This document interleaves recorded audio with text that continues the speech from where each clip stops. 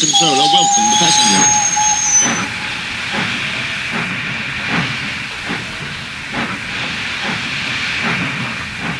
They looked at everything in the yard and photographed the engines.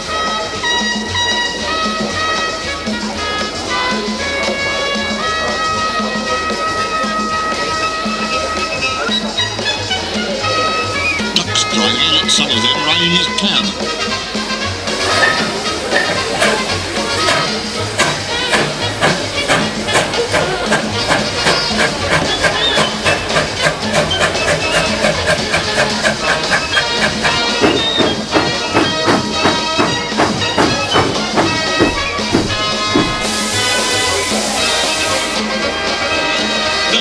Society, his driver explained.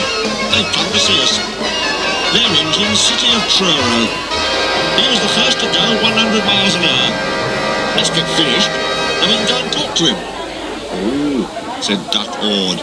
He's too famous to notice me. Rubbish, smiled his driver. Come on.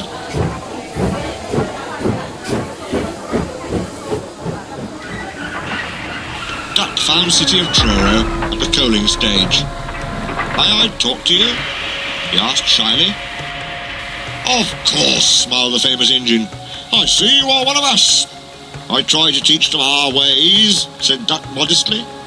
All ship shape and swindon fashion, that's right. Please, could you tell me how you beat the Southwestern? So, City of Truro told Duck all about his famous run from Plymouth to Bristol more than 50 years ago.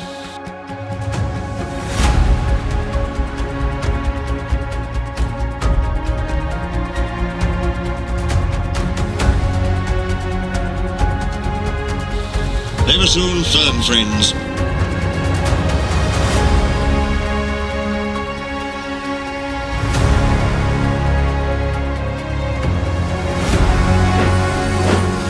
And talked Great Western till late at night.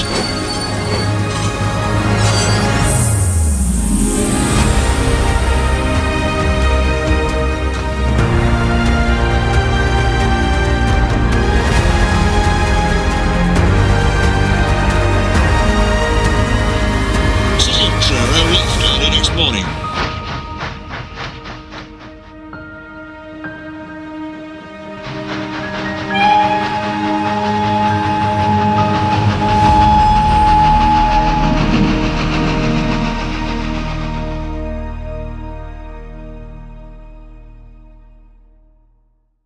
Good riddance, grumbled Gordon. Chattering all night, keeping important engines awake. Who is he anyway? He's City of Truro. He's famous. As famous as me?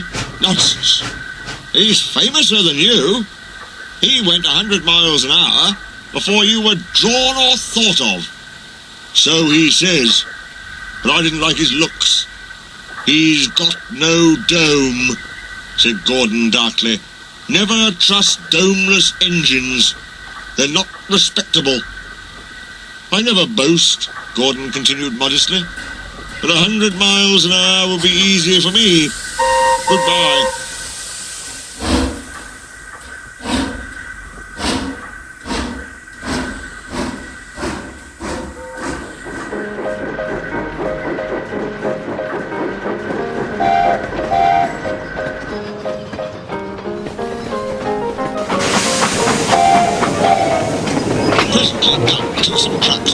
station.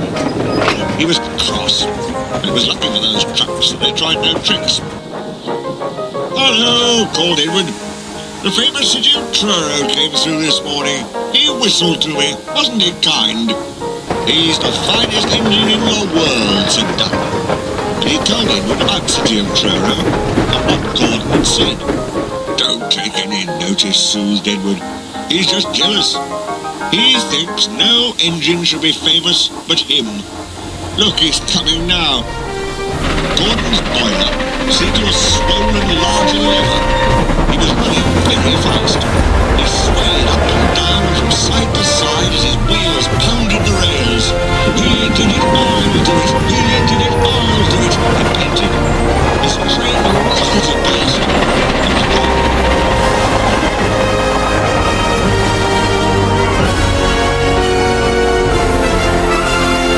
Edward chuckled and winked at Duck. "Gordon's trying to do a City of Truro," he said. Duck was still cross. "I should think he'll knock himself to bits," he snorted. "I heard something rattle as he went through."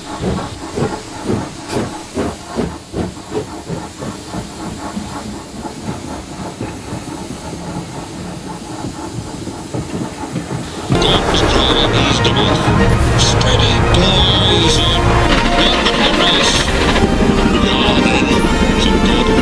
He said it to himself. "I've never known him ride so roughly before," thought his driver.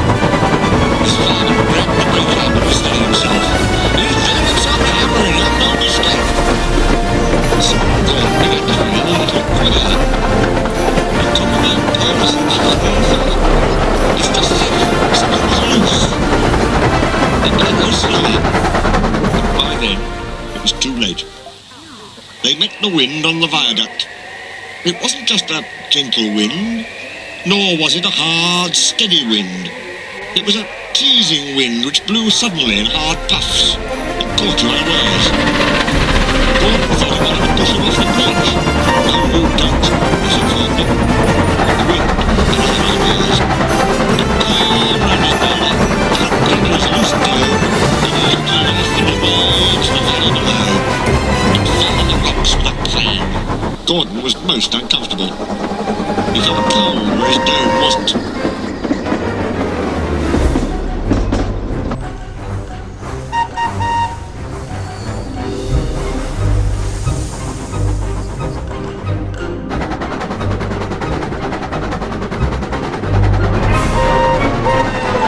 Besides, people laughed at him as he passed.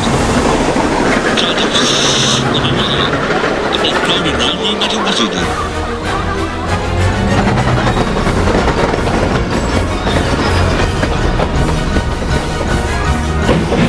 The old man knew he was trying to stop and find his dome.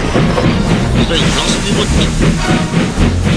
He hoped the shed would be empty, and all the engines would all waiting. "Never trust Domeless Engines," said a voice. "They aren't respectable."